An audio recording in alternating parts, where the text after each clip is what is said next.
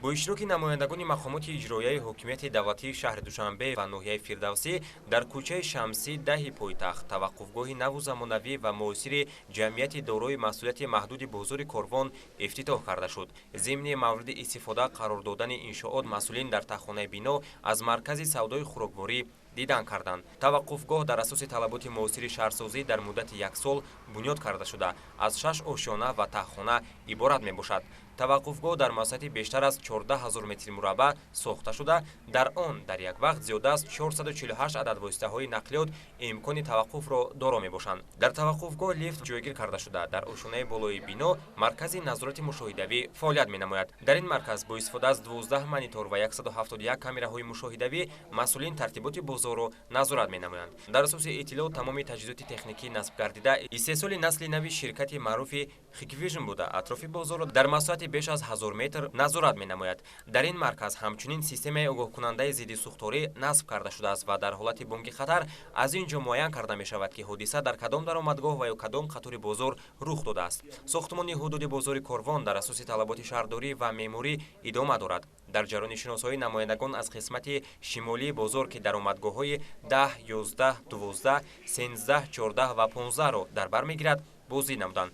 ин қисмати бозор аллакай пас аз навсозӣ мавриди истифода қарор дода шуда, соҳибкорону соҳибмулкон ба тиҷорат машғул мебошанд. ин қисмати бозор дар масоҳати бештар аз 33135 метри мураббаъ бунёд карда шуда, аз 2 ошёна ва таҳхона иборат мебошад. Даромадгоҳҳои бозор дар асоси лоиҳа бо санъати баланди меъморию гачкории миллӣ ороиш дода шудааст. дар ин қисмат низ маркази назорати мушоҳидавӣ ҷойгир карда шудааст, ки дар он 24 монитор бо 366 адад камераҳои мушоҳидавӣ пайваст карда шуда, аз ҷониби масъулин ҳудуди бозор зери назорат қарор дорад. Корҳои сохтмонӣ ва аз навсозии бозор дар ин қисмат, яъне даромадгоҳҳои 10, 11, 12, 13, 14 ва 15 моҳи апрели соли 2020 оғоз гардида буд ва корҳои сохтмонӣ бо сатҳу сифати баланд анҷом дода шуда, мавриди истифодаи сокинон қарор гирифт. ҳамзамон бо ин биноҳои хизматрасонии даромадгоҳҳои 1 ва 24 бозор низ аллакай бунёд карда шудааст. айни замон дар қисмати даромадгоҳҳои 8 ва 9 корҳои сохтмонӣ идома дорад. маврид ба зикр аст, ки маркази савдои ҷамъияти дорои масъулияти маҳдуди бозори Корвон дар масоҳати бештар аз 107 000 метри мураббаъ дар кӯчаи Шамсӣ, ноҳияи Фирдавсӣ, шаҳри Душанбе аз навсозӣ мегардад, ки пас аз анҷоми корҳои пурраи сохтмонӣ зиёда аз 6000 нафар соҳибкорон ва соҳибмулкон бо шароити муосир ва замонавии тиҷорат таъмин карда мешаванд.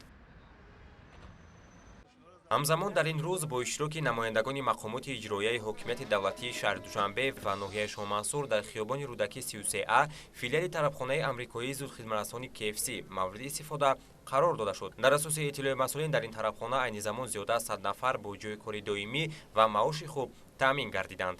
ин аввалин тарабхонаи брендӣ зери унвони KFC дониста мешавад, ки дар шаҳри Душанбе ифтитоҳ гардид ва дар оянда дар назар аст, ки дар маркази савдои Душанбе мол ва маркази савдои Сиёма мол филиалҳои навбатии тарабхона ифтитоҳ гардад. тавре ки масъулин изҳор доштанд, дар асоси равиши фаъолият филиали тарабхона дар тамоми шаҳрҳо пас аз як моҳи фаъолият мавриди истифода қарор дода мешавад, то сокинони ин ё он шаҳр дар бораи ин бренд маълумоти кофӣ ба даст биёранд. дар ин тарабхона асосан тамоми хӯрокҳои зудпаз аз гӯшти мурғ, ки дар тамоми ҷаҳон машҳур аст ва таъми хосаро доро мебошад, омода карда мешавад. аз ин пас сокинону меҳмонони шаҳри Душанбе имкон доранд, то дар тарабхонаи наву замонавӣ ба истеъмоли хӯроки табдили худ машғул шаванд. дар асоси иттилоъ айни замон зиёда аз 21 000 филиали тарабхонаи брендии KFC дар 130 кишвари дунё фаъолият менамояд. дар оянда дар шаҳри Душанбе боз ифтитоҳи 5 адад филиали ин тарабхона дар назар дошта шудааст ва дар маҷмӯъ 300 нафар сокинони пойтахт бо ҷои кори доимӣ ва маоши хуб таъмин мегарданд.